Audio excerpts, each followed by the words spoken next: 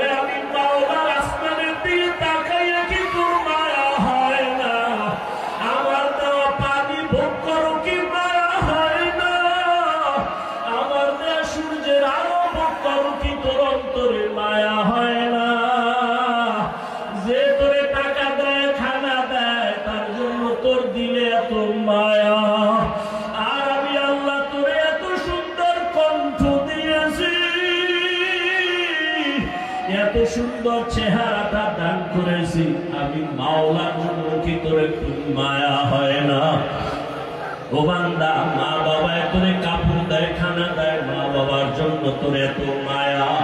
ওরে আমি আল্লাহ তোর